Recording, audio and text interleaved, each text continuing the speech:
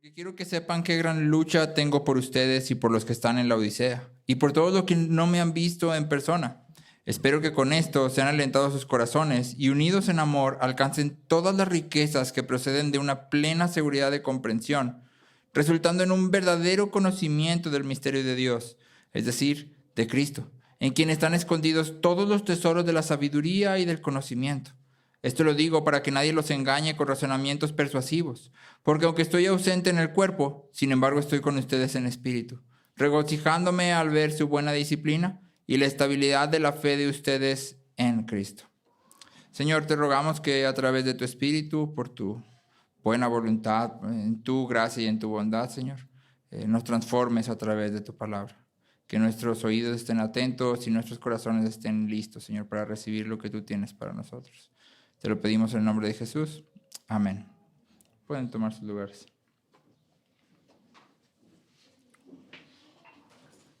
Se cuenta que hace un tiempo el pastor Sangster, que fue un pastor metodista, estaba entrevistando a candidatos al pastorado. Cuando de repente entró un joven, él lo describe como peculiar. Y este joven entra y se presenta ante el comité de pastores que están ahí y cuando llega su momento de hablar, él dice que siente la necesidad de decirles que él es bastante tímido, que su personalidad no era el tipo de personalidad que prendería fuego al Támesis, que esta era una frase que se usaba para hablar de gente que se levantaba en popularidad por cómo predicaba. Y él dice, mi personalidad no es así, yo nunca le prendería fuego al Támesis.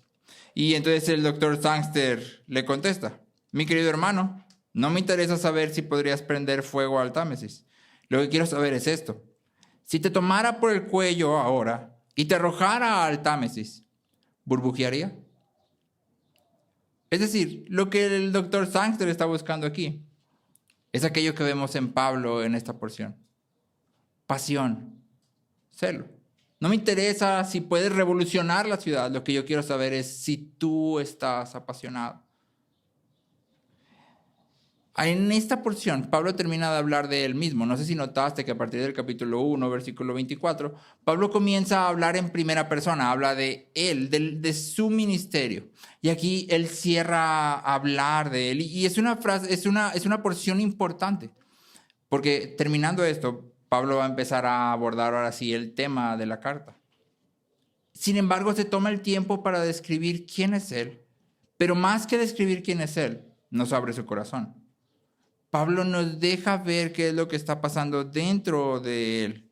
Y al abrirnos su corazón, nos muestra la forma que nuestro corazón debería de tener. Al mostrarnos quién es él, nos muestra también hacia dónde tú y yo deberíamos de estar dirigidos. Y entonces me gustaría que notáramos tres cosas que existen en el corazón de Pablo y que deberían de existir también en el nuestro. Ahora, este es un tema que hemos estado hablando, yo creo, desde el año pasado. Pero ha sido porque la palabra lo está hablando. Ha sido algo repetitivo. Y si ha sido algo repetitivo, entonces es algo en lo que tú y yo deberíamos de poner atención y crecer. ¿Sí? Entonces vamos a observar tres cosas. Número 1, agonía. Número 2, preocupación. Y número 3, motivación. Número 1, agonía. Número 2, preocupación. Y número 3, motivación. Entonces, primero, si te fijaste, Pablo les dice a los colosenses, quiero que sepan qué gran lucha tengo por ustedes. Quiero que sepan qué gran lucha tengo por ustedes. Y la palabra que Pablo usa aquí para lucha, ya lo habíamos visto antes, es agonía, de donde tú y yo recibimos agonizo o agonía. ¿Sí? Es decir, literalmente Pablo está diciendo, quiero que sepan que agonizo por ustedes. Yo quiero que sepan que agonizo por ustedes. Y no pierdas de vista que la agonía de Pablo se está extendiendo a gente que él nunca ha visto. Y de hecho, esta es una parte central. ¿Sí? Pablo no está hablando aquí de él para echarse flores a él mismo, sino que está sentando un precedente. Pablo está escribiendo una carta y está diciendo, si yo te estoy escribiendo es porque agonizo por ti. No porque quiera imponerme, no porque yo creo que sé más que ustedes, no, es que agonizo por ustedes y por eso estoy escribiendo. Pablo no tiene ni la menor idea de cómo son las caras de la gente ahí. Tal vez conoce 2 o 3 nombres si es que Epafras le platicó algo, pero en realidad no conoce ninguna personalidad de la gente que hay ahí. No sabe nada, nunca los ha visto y sin embargo dice, yo agonizo por ustedes. Lo único que Pablo sabe es que estas personas en Colosas son parte de la iglesia y están siendo atacadas. Y eso es suficiente. Eso es suficiente para que Pablo diga, yo agonizo.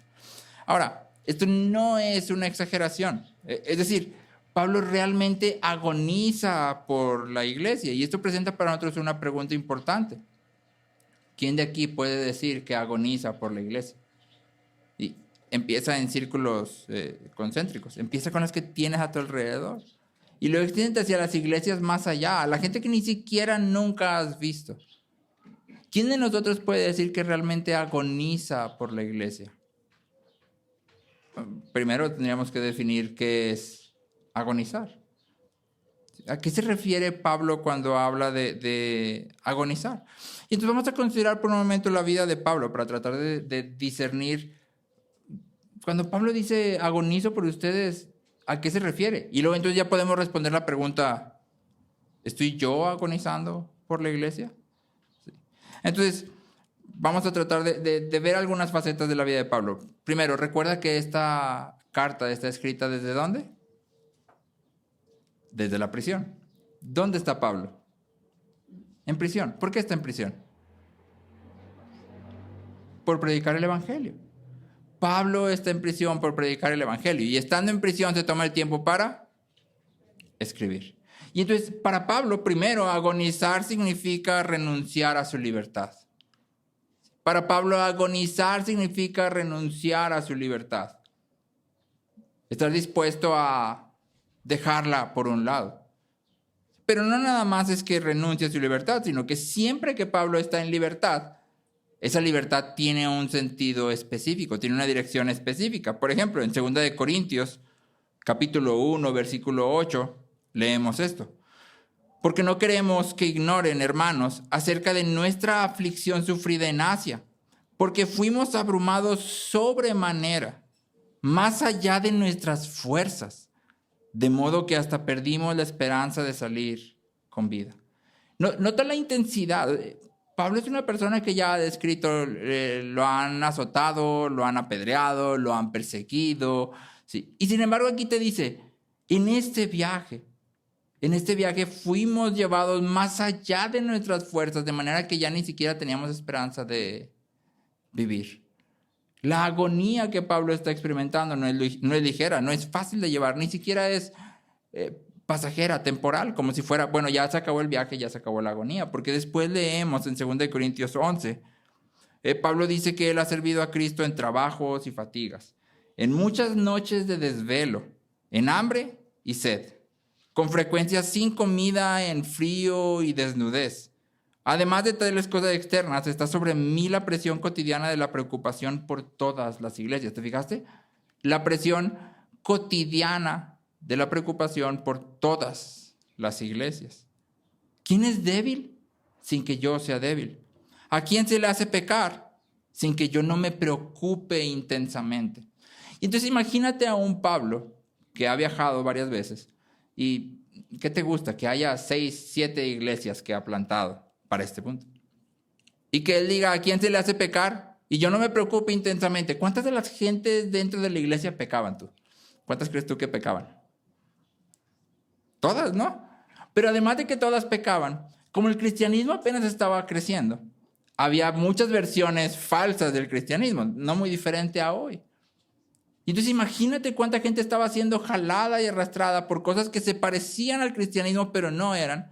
Y Pablo dice, cada vez que yo me entero de esto, me preocupo intensamente. No me preocupo poquito, no me preocupo intensamente. La agonía por la iglesia implica un esfuerzo continuo más allá de nuestros límites. La agonía por la iglesia implica un esfuerzo continuo más allá de nuestros límites. Todos tenemos límites. Algunos de nuestros límites son impuestos, es decir, simplemente existen, ¿sí? Por ejemplo, Si yo no desayuno en la mañana, tal vez para las 11 me esté sintiendo muy mal. ¿Lo controlo yo? No, o sea, yo sé que tengo que desayunar, es un límite que existe sobre mí, no lo escogí. Pero aparte todos tenemos límites que nosotros escogemos.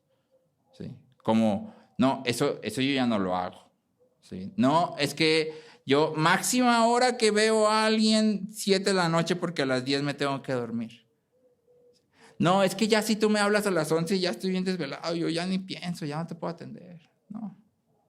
Entonces hay límites que nosotros mismos ponemos y hay límites sobre nosotros. Pero Pablo dice, evaluémonos, ¿no? Fíjate, en trabajos y fatigas, en muchas noches de desvelo. ¿Cuántas?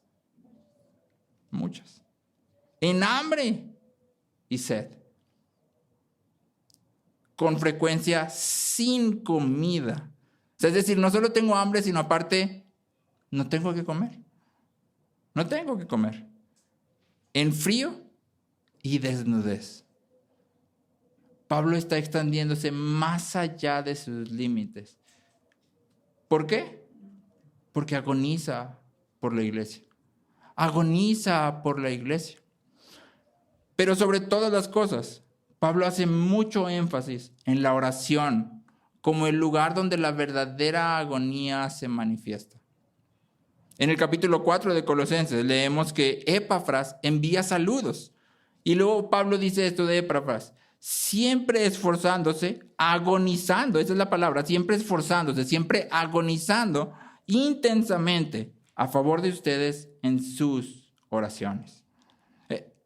Yo cuando pienso en agonía, generalmente a mi mente vienen las escenas estas de películas donde alguien ya está muriendo, está agonizando, y entonces ya lo último que dice es, dile, y ya, se acabó. Pero te fijaste aquí que le agrega, o sea, agonizando intensamente. ¿Cómo sería agonizar intensamente? Cuando yo leí esto me vino a la mente las escenas de las películas viejitas de malos actores, cuando de repente le disparaban y era sí. Y, o sea, si te disparan pues te mueres, ¿no? Pero ellos agonizaban intensamente. ¿Cómo es que tú y yo agonicemos intensamente por la iglesia? ¿Cómo es que tú y yo agonicemos intensamente en oración? Porque agonizar por la iglesia implica oración constante e intensa. Constante e intensa. Tenemos muchas veces muy fácil la vida de iglesia aquí en México.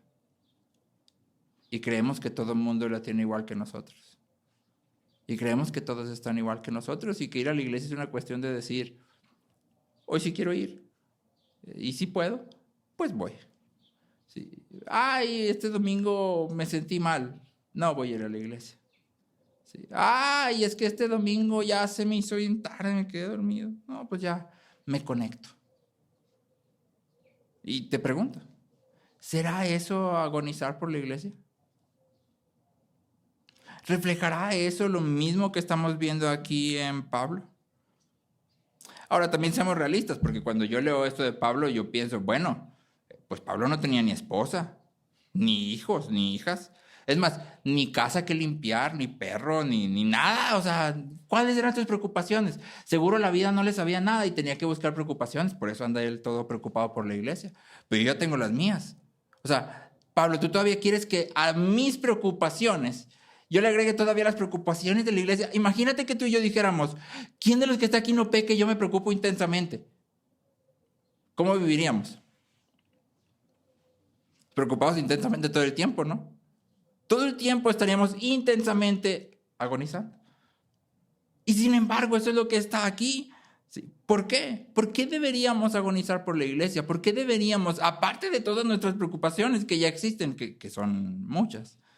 ¿Sí? Aparte, Pablo dice que no tenía ni comida, entonces no se preocupaba por el dinero, ¿ves?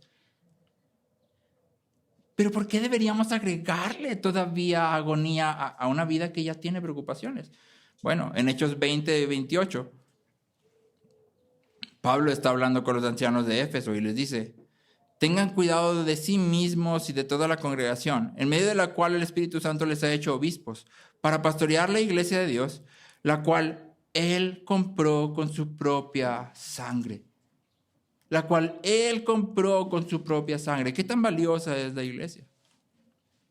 ¿Qué tan valiosa es la iglesia? ¿Qué tan valiosa es la sangre de Cristo? Infinitamente valiosa, ¿no? Imposible de calcular su valor. Y Cristo derramó su sangre para comprar ¿qué? La iglesia. Sí. Me acuerdo que cuando Francis y yo nos comprometimos, le compré un anillo y tenía una piedrita. Y creo que fue el primer domingo que estábamos en la iglesia. Y no sé por qué Francis estaba aplaudiendo muy fuerte. Y en una de esas que aplaudió, cuando hizo esto, un pandero de una persona que estaba a un lado topó con el anillo. ¿Y qué crees que pasó? La piedrita salió volando. Salió volando. Y yo no estaba ahí porque yo estaba arriba en el teclado, pero yo vi claramente cómo los que estaban alrededor, el hermano Hernán, que era un hermano que estaba ahí en la cabina de sonido, en cuanto vio la acción, todos salieron a buscar la piedrita. ¿Por qué? Es una piedrita, ¿no? Ahí déjala. ¿Por qué la buscas? Porque es valiosa. Porque es valiosa porque cuesta, pero es valiosa por lo que representa. ¿Sí? Es valiosa por la acción misma de que representa una promesa de casarnos. Y porque en sí misma la piedra es cara. Por eso todo el mundo estaba en la alabanza y tú veías a Francis así asomándose y el hermano Hernán, que ya era un hermano más grande, también agachado, buscando por todos lados, porque es valiosa.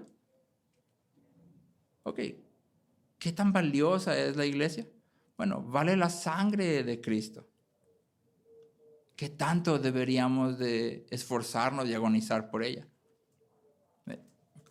Calcula, si es que puedes, el valor. Y entonces la pregunta para nosotros aquí es muy sencilla. ¿Cómo agonizas tú por la iglesia? ¿Cómo agonizas tú por la iglesia? ¿Usas tu libertad para servir a la iglesia? Esto puede significar cosas muy sencillas, puede verse como dedicar tiempo para animar y exhortar a otros, para decirles vamos a un café.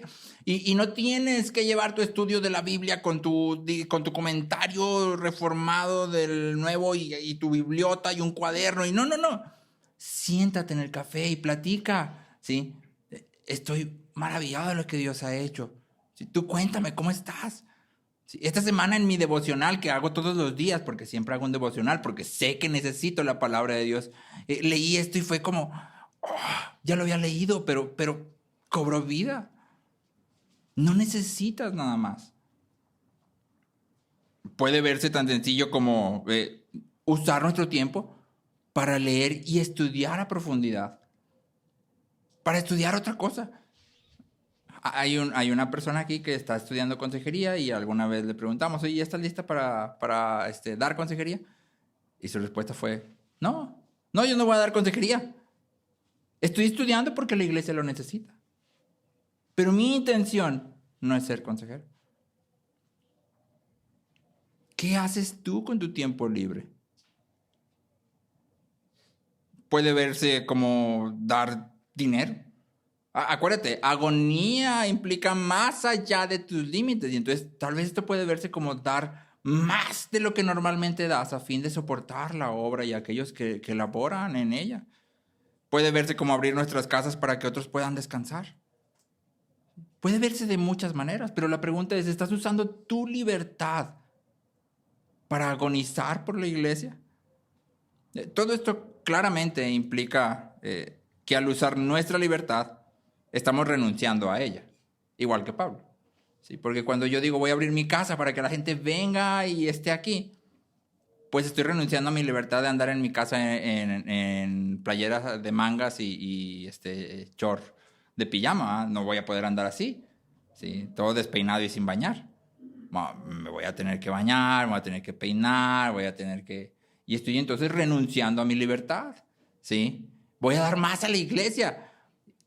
No voy a comprar Starbucks este mes. No voy a poder ir al cine a lo mejor. ¿Sí? Al usar mi libertad, estamos efectivamente, al usar nuestra libertad, estamos efectivamente renunciando a nuestra libertad. Pero estamos renunciando a ella a fin de alcanzar algo mejor y más deleitoso. ¿Qué? Cuidar del cuerpo de Cristo para su gloria. Porque hay una cosa aquí que es crucial y es fundamental. Yo nunca he leído, a lo mejor tú tienes alguna carta secreta, pero yo nunca he leído a Pablo quejándose. ¿Alguno de ustedes ha leído a Pablo quejándose? Nunca, ni siquiera cuando le escribe a los Corintios y les dice, yo con gusto me desgastaré, aunque amándolos más, ustedes me amen menos. Si yo fuera Pablo, yo estaría pero ahí quejándome de todo. O sea, pues, ¿qué te pasa? Pues si yo fui, yo planté, o sea, yo estuve ahí, te enseñé y todo. Y ahora ya, o sea, ya prefieres a fulanito o a sutanito y a mí me menosprecias. Suerte que yo no soy Pablo, ¿verdad? Pero Pablo nunca se queja. ¿Por qué no se queja? Porque a pesar de la agonía, hay deleite. Pablo dice en Filipenses 3, yo quiero participar de los sufrimientos de Cristo, a fin de participar de su resurrección, a fin de verlo como Él es. En esto que hago y que agonizo, yo encuentro deleite. Porque servir al cuerpo de Cristo es deleitoso, o debería ser deleitoso, porque también tenemos que confesar, no siempre se siente y no siempre es deleitoso, pero eso solo evidencia algo en nuestro corazón, no en el cuerpo de Cristo mismo. ¿Te esfuerzas de manera continua más allá de tus fuerzas? Porque eso también implica agonizar. Ahora, esto no quiere decir que descuides tu salud o que descuides tu familia o tu trabajo o tus finanzas, pero sí quiere decir que deberíamos amar a la iglesia con celo, con fervor. ¿Cómo se vería un esfuerzo ferviente? ¿Recuerdas la cita como la que empezamos? Si nos tomaran a cada uno de nosotros y nos arrojaran en el río Támesis burbujearía. O nada más escucharía. Ploc, y ya. Ya fue. ¿Cómo sería un amor ferviente por la iglesia? Puesta de otra forma. ¿Es la iglesia una de tus prioridades? Y quiero ser muy claro para evitar confusiones. Cuando decimos iglesia, siempre estamos hablando de las personas. ¿Sí? Siempre estamos hablando de las personas. Si tienes hijos, yo te invito a que tengas cuidado en esto. No digas, vamos a la iglesia. Mejor di, vamos a la reunión de la iglesia. Porque la iglesia no es este lugar, la iglesia son las personas. ¿Sí? Vamos a reunirnos con la iglesia. Entonces, cuando hablamos de iglesia, siempre estamos hablando de las personas. Y la pregunta es sencilla. ¿Es la iglesia una de tus prioridades? Si tú hicieras tu lista de prioridades, ¿en qué lugar queda la iglesia? Pon tus prioridades. No me pongas a Dios, porque en realidad Dios es el principio que gobierna todas nuestras prioridades. Más bien, ordénalas a la luz de quién es Dios. Y entonces pones ahí tu trabajo, tu familia, tu cónyuge, la escuela, si es que hay escuela, la iglesia, los deberes de la casa, la mascota, y haz tu lista. ¿En qué lugar queda la iglesia? Tal como estás viviendo ahorita. ¿En qué lugar queda? Porque muchas veces nos sentimos muy mal, pero no faltamos al trabajo. ¿Por qué no faltas al trabajo? Porque no se puede, te rebajan. ¿Sí? Me van a descontar el día. Pero tengo una pequeña molestia y... No, se hace que no voy a ir a la iglesia. No. ¿Te rebajan algo en la iglesia? No, ¿verdad? Bueno, espero que no. No. Pero sí refleja algo de nuestro corazón. Refleja que no hay un amor ferviente. Y que creemos que la iglesia es algo que venimos y consumimos. Y se trata de consumir, pues nada más conéctate. Consumes la alabanza, consumes el mensaje y listo. Pero la iglesia no se trata de consumir. Se trata de amar. Oras por la iglesia de manera constante y ferviente. Primero por esta que está aquí y después por todas las demás que están a todo alrededor. Oras por la iglesia. ¿Cómo estamos tú y yo agonizando por la iglesia? Y si no estamos agonizando por la iglesia, bueno, hoy es un buen día para empezar.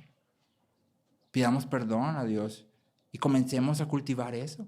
Porque la iglesia vale la sangre de Cristo y lo que es valioso para Cristo es valioso para nosotros. Ahora, esta agonía, este esforzarse tiene un objetivo claro.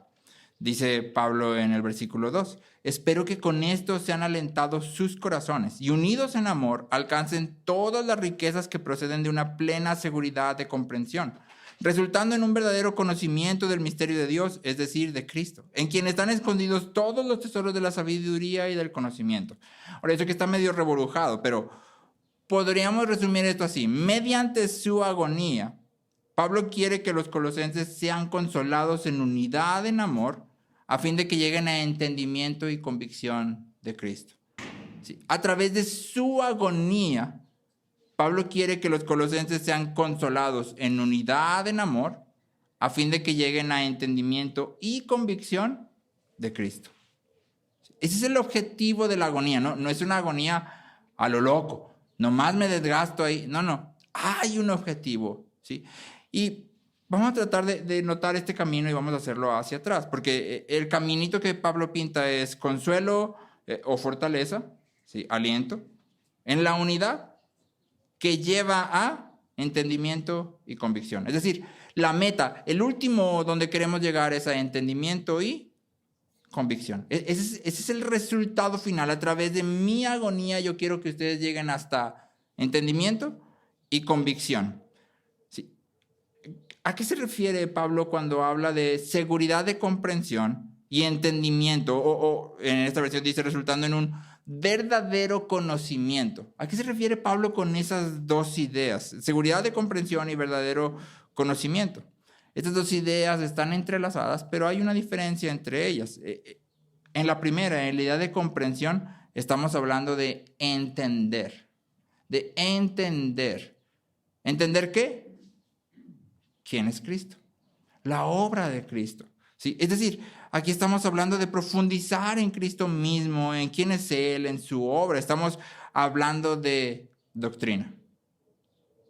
Pablo está diciendo, yo quiero que ustedes crezcan en doctrina. Quiero que crezcan en doctrina. ¿Sí? ¿Recuerdas las palabras de John Owen? Tenemos comunión con Dios en las doctrinas que defendemos. Tenemos comunión con Dios en las doctrinas que defendemos. Y esto ha sido para mí, no sé si se puede decir esto, pero más verdadero en los últimos años de la vida. Cuando tú y yo venimos a entender la providencia de Dios, su soberanía, la Trinidad, entonces nos damos cuenta que la comunión con Dios crece también.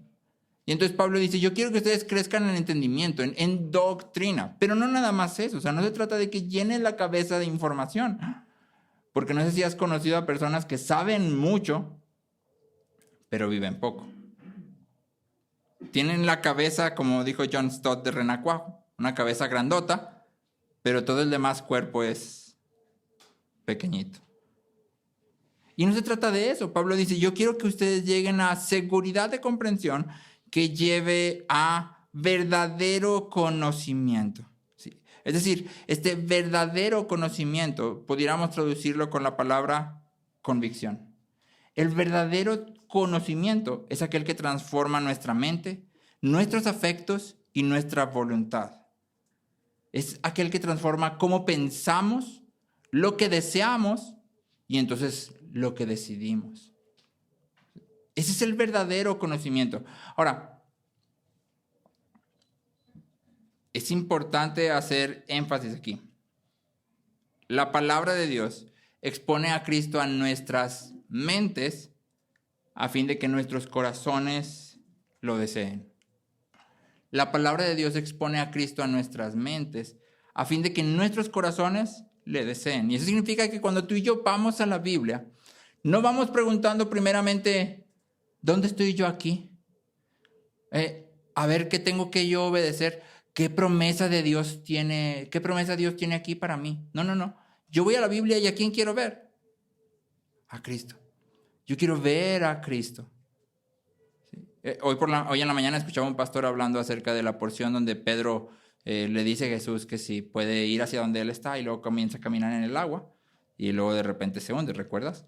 Y si tú has escuchado un sermón acerca de ese pasaje, generalmente nos centramos ¿en quién? En Pedro, ¿sí? Y decimos, mira Pedro, o sea, caminó, pero luego perdió de vista y se hundió. Pero Pedro no es el personaje central de la historia. El personaje central de la historia es Cristo. Y entonces cuando cambias el enfoque y ves a Cristo, nota lo que Cristo hace. Pedro le dice, ¿puedo ir? Y Cristo le dice, sí, ven. Y entonces lo llama a que se acerque a él. ¿Y luego qué hace? Le da la capacidad para acercarse a él. ¿Te fijas? Sí ven, está la instrucción, pero no solo está la instrucción. Pedro empieza a caminar y puede caminar sobre el agua. Pero no nada más eso, sino que cuando Pedro se hunde, en cuanto Pedro clama, Jesús ya está ahí. Pedro no tiene que esperar nada. En cuanto Pedro dice, ayuda, Jesús está ahí. Cuando vemos la historia así, entonces tiene un sentido totalmente distinto. No se trata yo me parezco a Pedro así, a veces ando sobre el agua y a veces... No. Cristo es el centro de la historia. Y entonces, ve lo que dice. Cristo ya nos ha dado todo lo que necesitamos para hacer lo que Él nos ha llamado a hacer. Y cuando caemos, Él está pronto a ayudarnos. Cuando tú y yo vamos a la palabra, deberíamos de ir buscando ver a Cristo. ¿Quién es Cristo? ¿Qué ha hecho Cristo? ¿Quién es Dios? Y entonces al final de todo eso podemos preguntar, ¿cómo debería vivir yo a la luz de este Dios? Lo que tú y yo pensemos de Cristo, nuestra concepción de Cristo, lo es todo. Si crees que Jesús es eterno, sin principio ni fin, si crees que Él es el creador de todo, de cada partícula a lo largo de billones de años luz en el vasto espacio, el creador de las texturas, las formas y los colores que diariamente deslumbran nuestros ojos, si crees que Él es el sustentador de toda la creación, quien en este mismo momento mantiene unidos los átomos de tu cuerpo, de la ciudad y del universo, y que sin Él todo dejaría de existir. Si crees que Él es el misterio, como lo dice Pablo aquí, el Redentor encarnado, que un día va a reconciliar a todo el universo y que va a redimir a su pueblo para Él mismo. Si crees que ese mismo Dios te ama a ti con un amor ferviente, entonces, a pesar de que la vida esté llena de dificultades, nada realmente saldrá mal. Si yo creo que Cristo es todo esto, mi seguridad debería de ser total. C.S. Lewis, poco antes de morir, recibe una carta de una niña que se llama Ruth y le contesta de regreso y él termina la carta diciéndole, me da gusto saber que amas a Jesús y quiero decirte que mientras ames a Jesús, no mucho puede salir mal. Es decir, ¿va a haber dificultades? Sí, pero lo que concierne lo realmente importante de la vida, ¿estás seguro? ¿Estás seguro? Lo que tú y yo pensamos de Cristo, de quién es Cristo, define nuestra vida. Nuestra visión de Cristo va a motivar y va a moldear nuestra vida. Lo que creemos acerca de Cristo hace toda la diferencia en el mundo, tanto ahora como en la eternidad. Pero, ¿cómo llegamos a esta convicción? Porque de todo lo que te dije, yo vi que todas sus cabezas se movieron así. Sí, Cristo es el creador, el sustentador, el misterio, sí, el redentor, Él lo sostiene todo. Sin Él todo dejaría de existir, sí. Pero ese conocimiento muchas veces se queda nada más aquí. Vienen los problemas y nos estamos ahogando. Y andamos todos desesperados y todos ansiosos. Dios nos llama a hacer cosas y andamos todos desesperados y preocupados. ¿Y cómo voy a hacer eso? Y es que yo no puedo. Y no dormimos en las noches. Y el conocimiento está aquí, pero no está acá. ¿Cómo ese conocimiento se convierte en una convicción? Es decir, cómo esa información que creo transforma mi mente, mis afectos y mi voluntad. ¿Cómo sucede esa dinámica? Bueno, Pablo dice, Esto es más que simplemente un ejercicio intelectual. No se trata nada más de agarrar información y meterla. Es más que simplemente estar de acuerdo con ciertas verdades. A fin de llegar a esta convicción, necesitamos estar unidos en amor con otros creyentes. Porque ¿te fijaste? Pablo dice, el objetivo de mi agonía es que ustedes sean controlados y unidos en amor lleguen a. Es decir, no es mera información. F.F. Bruce dice, Pablo enfatiza que la revelación de Dios no puede conocerse correctamente sin cultivar el amor fraternal dentro de la comunidad cristiana. Es decir, tú puedes saber cosas de Dios, pero si no estás cultivando amor fraternal dentro de la comunidad, esa es solo información y nada más que información. Es cuando tú y yo manifestamos nuestro amor hacia otros y dependemos de otros dentro de la iglesia, que entonces crecemos en nuestra convicción de Cristo.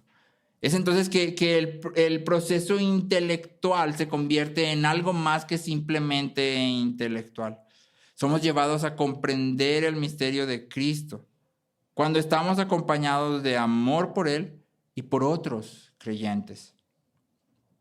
Sí, debemos estudiar la palabra de Dios que nos habla de Cristo diligentemente, con todo el corazón y amarlo y amar a su pueblo con todo nuestro corazón. Y entonces lo vamos a conocer como es debido. Pero nota las partes. Estudia con diligencia. Ámalo. Ama a su pueblo. Y entonces el conocimiento se va a convertir en convicción. Entonces todo lo que sabes realmente va a bajar a tu corazón de manera que entonces seas transformado. De nuevo, eso echa por la borda la idea de que podemos simplemente consumir los mensajes de la iglesia y eso es suficiente. Si pudiéramos simplemente consumir sermones, yo te recomiendo a los pastores que son muchísimo mejor predicadores que yo, por mucho. Pero no ese es el punto. Información, simplemente por información, no sirve de nada. En el peor de los casos te va a hacer muchísimo daño. Necesitamos algo más que meramente información. Pero, ok, entiendo, tengo que amar a los hermanos en la iglesia. Pero pues es que tú no sabes, Pablo. Bueno, es que mira, primero, tú no conoces a los hermanos de la iglesia, Pablo. Literalmente, Pablo no sabe nada de los colosenses. Pablo, no conoces no sé, Aristoteliano, que ese compa nadie lo aguanta. O sea, ¿cómo quieres que yo lo ame? Y aparte de eso, es que tú no sabes cómo yo batallo mucho para ciertas cosas. Mi personalidad es tímida, reservada. Yo no puedo amar así a la gente tan fácil. A mí me cuesta ser amigos. Pablo, no, es que, o sea, ¿de qué estás hablando? ¿De dónde voy a sacar yo fuerza para amar a todas las personas de la iglesia? Digo, aquí somos poquitos. Pero si has intentado amar a todos los que están aquí, ya te has encontrado con un gran reto. ¿Qué va a pasar cuando seamos más? Si es que algún día seamos más. ¿De dónde sacamos fuerza para amar, para ser transparentes, para depender de otros pecadores? ¿De dónde agarramos la energía suficiente para hacer esto? Bueno, Pablo dice, espero que al conocer mi agonía por ustedes, mi amor, mi cuidado por ustedes, su corazón sea alentado. Es decir, toda esta cadenita termina en conocimiento y convicción, pero comienza en consuelo. Comienza en consuelo. ¿Sí? Es decir, Pablo no está diciendo aquí meramente, fíjense cómo yo, Pablo, o sea, el más trabajador de todos los apóstoles, ¿tú sabes cuántas iglesias el más trabajador? Estoy preocupado por ustedes. O sea, genuinamente estoy preocupado por ustedes y eso para ustedes debería ser algo súper relevante. O sea, no, Pablo no está diciendo eso. Pablo está diciendo, ustedes deberían de ver a través de mi agonía el cuidado de Dios hacia ustedes. No están olvidados, no están solos, no están ahí navegando como ovejas sin pastor. a través de nuestra agonía, Epafras, Pablo, Timoteo y todos que están ahí, ustedes deberían de ver el cuidado de Dios para ustedes. Porque Pablo dice, ustedes están aquí porque Dios quiso darles a conocer las riquezas de la gloria de Cristo, ¿recuerdas? Lo leímos antes. Y porque en el capítulo 1 Pablo les dice, el evangelio ha llegado a ustedes y ha dado fruto. Es decir, ustedes no lo buscaron, ustedes no fueron corriendo atrás de él, el evangelio llegó a ustedes y ha dado fruto. A través de todo esto, ustedes deberían de ver el cuidado de Dios hacia ustedes. Transporta eso hacia nosotros. No tenemos un Pablo que nos escriba, pero sin duda podemos ver el cuidado de Dios hacia nuestras vidas. Si lo piensas por un instante, vas a poder ver su cuidado de manera clara. Cuando tú y yo venimos a Cristo, recibimos a Dios como nuestro Padre. Fallar en ver a Dios como nuestro Padre, como un Padre amoroso, es la fuente de toda frialdad espiritual. Pero verlo como lo que Él realmente es, como un Padre amoroso que ayer decía None, que nos creó por amor para ser amados y amar. Nos creó por amor para ser amados por Él y amarlo de vuelta a Él. Esa es la fuente más profunda de gozo y consuelo, de motivación y fuerza. Michael Reeves dice, ser el hijo de un rey pudiente es algo agradable, pero no hay palabras para describir ser el hijo amado del emperador del universo. Cuando tú y yo consideramos el cuidado y el amor de Dios hacia nuestras vidas, de ahí entonces vamos a recibir la motivación para amar a otros y depender de otros y ser transparentes hacia otros. A final de que entonces lleguemos a verdadero conocimiento y convicción. Entonces, ¿por qué es importante servir a la iglesia?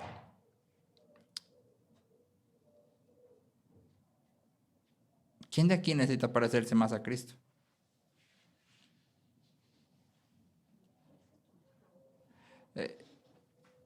Hace algún tiempo, en casa las cosas fueron un poco complicadas en cuestión paternidad. Y parte de mi oración era, no sé qué hacer, no tengo idea. O sea, yo no puedo cambiar esto, pero aparte, más allá de que pueda o no pueda cambiarlo, ¿qué se debe de hacer aquí? ¿Cómo lo haces? ¿Qué haces? O sea,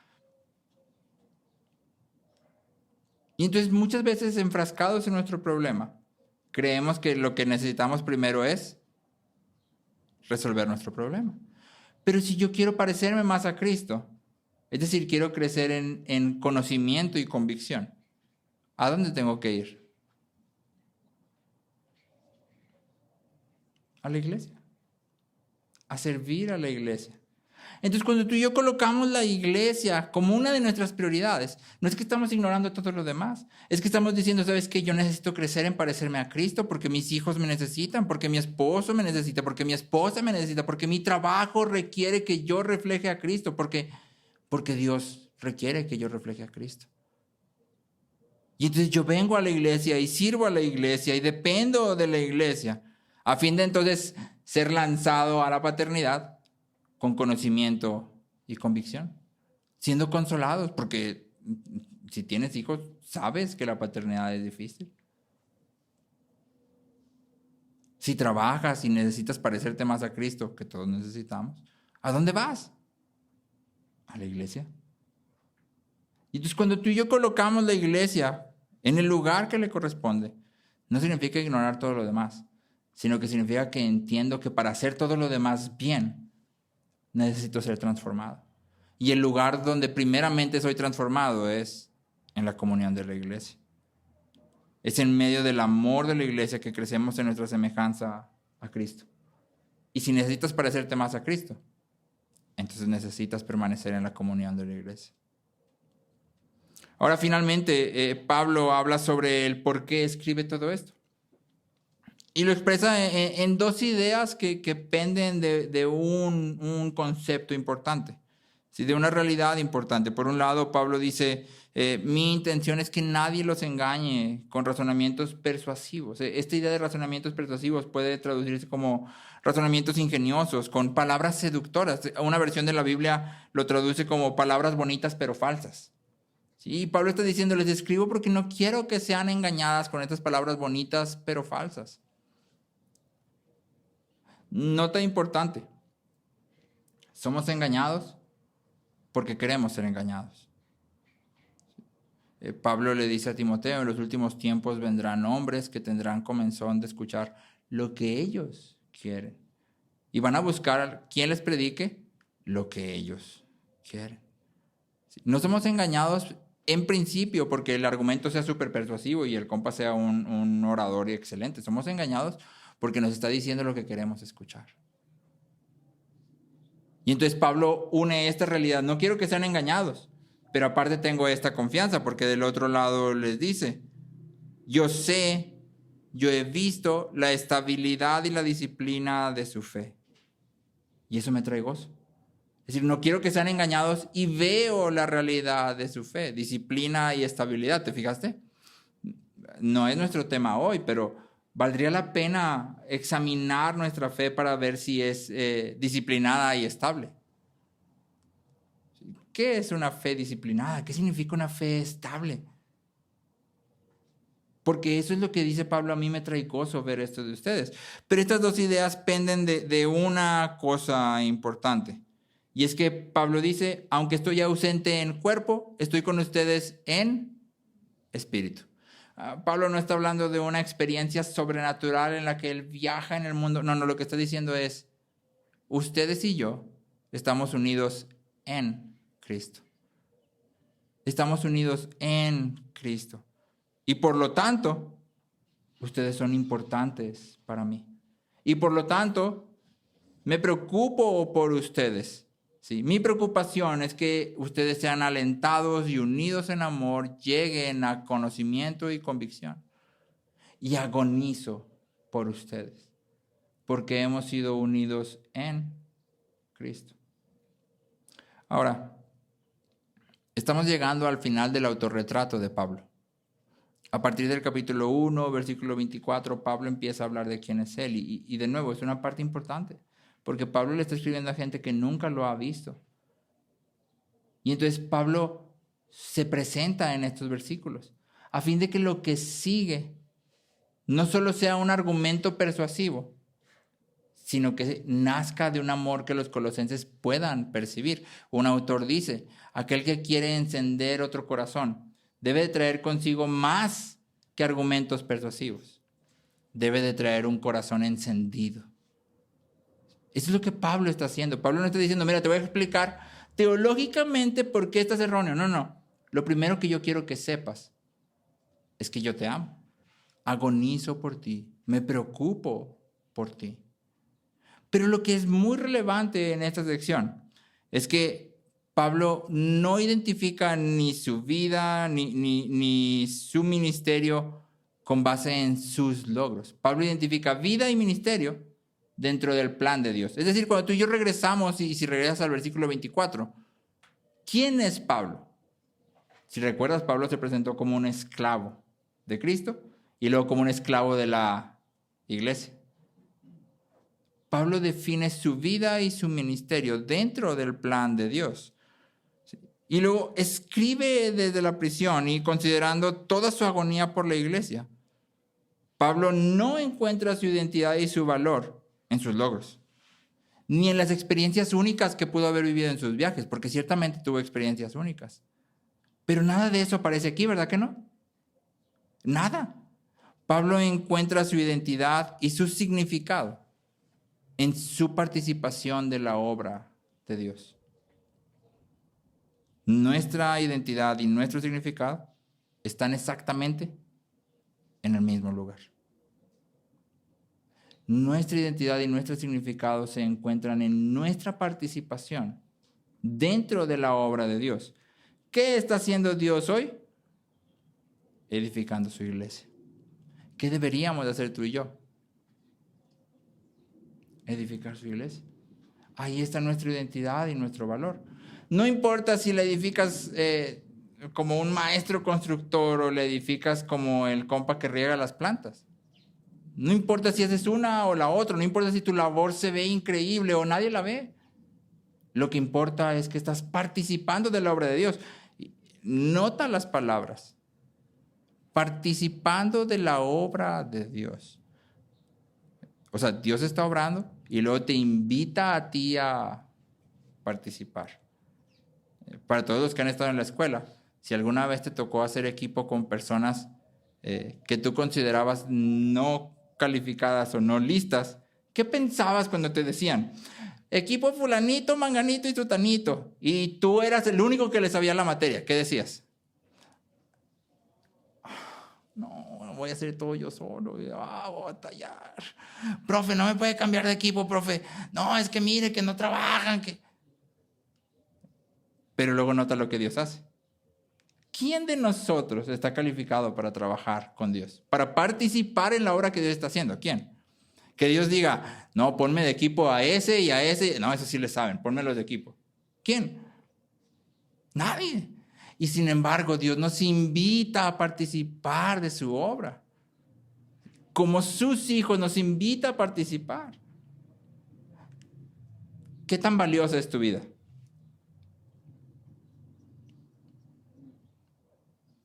Infinitamente valiosa, porque Cristo te ha comprado y has sido invitado a participar de su obra. No importa si es chiquito o grande. No importa si es en un trabajo fuera de la iglesia o dentro de la iglesia. Sea lo que sea que Dios ha puesto en nuestras manos por hacer. Es una invitación que Él está diciendo, oye, necesito que hagas esto. Trabajar en un Oxxo, ser el CEO de la compañía más grande de México, no tener trabajo momentáneamente, estar en una escuela que no te gusta o estar en la escuela que siempre has soñado estar, estudiar la carrera que siempre quisiste o estudiar una que te tocó porque no había otra cosa que estudiar, tener el trabajo de tus sueños o tener nomás un trabajo. Sea lo que sea que Dios ha puesto en nuestras manos, es una invitación de Dios a decirnos, necesito que hagas esto. ¿Qué tan valioso es entonces lo que tienes en tus manos por hacer? ¿Qué tan importante? Muy importante, porque Dios lo ha puesto en tus manos. Pablo dice, en Cristo están todos los tesoros de la sabiduría y el conocimiento. En Cristo están todos los tesoros de la sabiduría y el conocimiento. Nota el enfático, todos. Sí. ¿Eso quiere decir que qué hay fuera de Cristo respecto a sabiduría y conocimiento? Nada. Nada. ¿Quieres darle sentido a tu vida fuera de Cristo? No vas a encontrar nada. ¿Quieres una motivación para vivir fuera de Cristo? No hay nada. ¿Quieres descubrir cómo vivir tu vida de manera provechosa fuera de Cristo? No hay nada. Cómo criar hijos, cómo ayudar a otros, cómo servir, cómo trabajar bien. Nada de esto lo vas a encontrar fuera de Cristo. Porque todas las riquezas de la sabiduría y el conocimiento están en Cristo. Fuimos hechos para Él. Entonces, para aquellos de nosotros que estamos en Cristo, la porción nos invita a agonizar, a preocuparnos, motivados por el amor de Dios hacia nosotros. Si nuestro corazón no está en este punto, implica que no le hemos dado suficientemente a lo que Cristo ha hecho por su iglesia.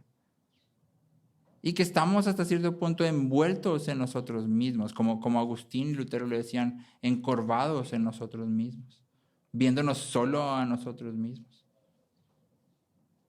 Si estás en Cristo, ora, clama, que Dios ponga en ti y en mí ese corazón que agoniza por la iglesia, que se duele y se preocupa intensamente por la iglesia. Y si estás fuera de Cristo, la invitación es la misma que todas las reuniones, espero yo. Ven a Cristo. No hay nada fuera de Cristo. No hay nada más que desesperación, muerte, destrucción. No hay nada fuera de Cristo. Fuimos hechos para Él. Ven a Él.